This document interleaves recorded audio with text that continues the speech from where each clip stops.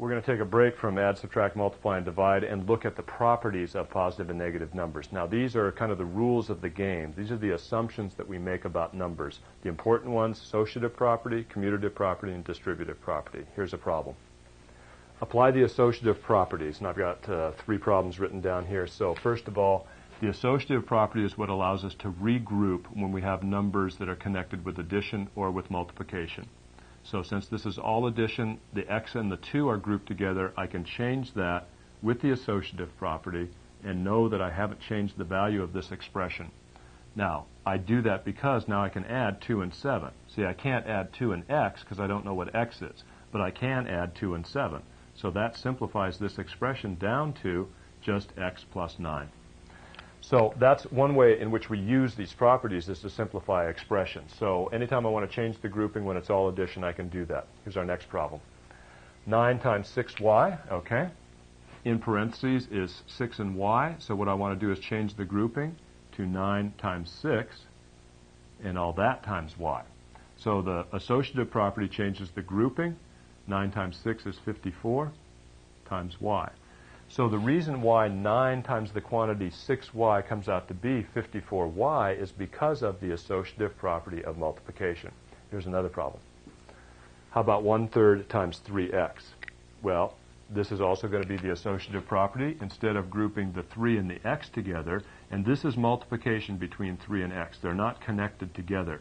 It's multiplication. So I'm going to change, and this is multiplication, so I'm going to change the grouping from 3 and x to 1/3 and 3.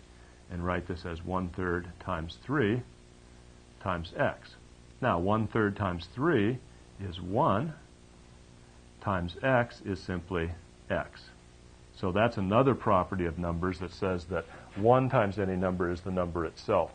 So how do I know that 1/3 of 3x is just x? I know because I can apply the associative property this way and group the 1/3 and the 3 together with the x outside. 1/3 times 3 is 1, 1 times x is x.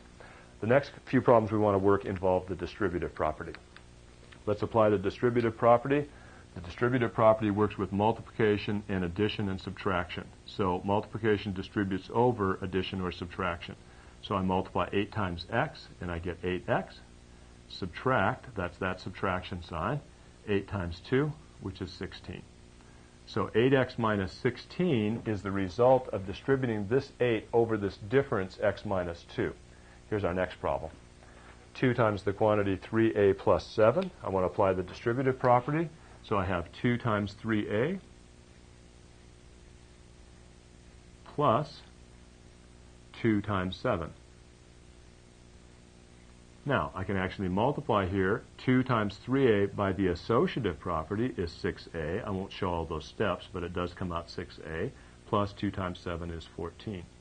So you can see that these properties are important. I want to be able to change this expression right here, 2 times the quantity 3a plus 7, into equivalent expressions that might be easier to work with. And as it turns out, when we solve equations, this expression right here is actually easier to work with because it doesn't have these parentheses. But I have to make sure I get this correct. It would be incorrect to write the answer to this as 6a plus 7. You would have forgotten to multiply that 7 by that 2. So I want to practice applying that distributive property. Here's another one. 7 times the quantity 2x plus 4, close the parentheses, plus 10. Now this 7 distributes over this sum, so it'll be 7 times this term and this term, but not times this. 7 times 2x plus 7 times 4 plus 10. So notice I just do the distributive property over those two terms. 7 times 2x by the associative property is 14x. 7 times 4 is 28 plus 10. And now 28 and 10, I can add those two together. I get 14x plus 28 plus 10 is 38. So kind of a complicated expression, and it simplifies down to 14x plus 38. I could check this by substituting any number I want for x in here and simplifying this expression. If I substitute the same number for x in down here and simplify this expression, what I get simplified here is exactly the same as what I get simplified here. So this expression is in fact equivalent to this expression, but this one's going to be a little easier for us to work with.